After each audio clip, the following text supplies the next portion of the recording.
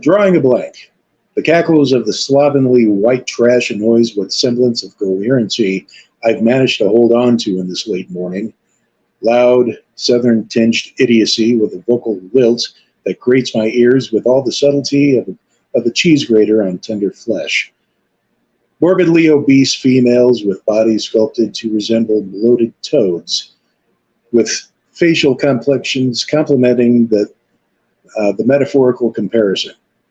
Male companions who have yet to conceive of the grand concept of personal hygiene, or shirts with sleeves for that matter, no doubt captivated by the bright, shiny thing zipping around a racetrack, speech consisting of a system of grunts and two-syllable words. White trash at its finest. Sadly, perhaps considered mental giants to their brood. As I light another in a long line of nicotine-laced goodness, I am reminded of why I frequent this place. Here, I am a god among the insects. Only actual insects are less annoying. Having my fill of these primitive screwheads, I turn to the only other patron that fascinates my human spectating doldrums. Wilbur the fly buzzes around the glass of citrusy carbonated concoction in lazy arcs, content with his airborne synchronicity. I was really big in purple prose at the time, I should point out. So, big words. What say you, Fly? Has life been fulfilling for you? Wilbur lands at the edge of the long, emptied water glass. Life is meaningless, he says to me as his proboscis probes the rim. I consider his words for a minute.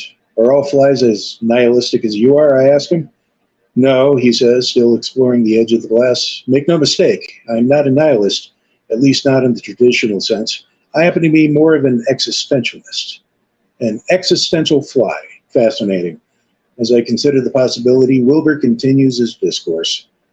I fly around after spending months as a larva. I seek food, fly around some more, and if I'm lucky enough to not be snacked on by something higher up on the food chain or squashed by one of your kind, I mate, I reproduce, and then I die. He takes off, buzzing around my litter of books that I have on the table. 3 to 8 days tops, and then I die. Well, seems a bit meaningless to me, really, I muse out loud, lighting up another cigarette.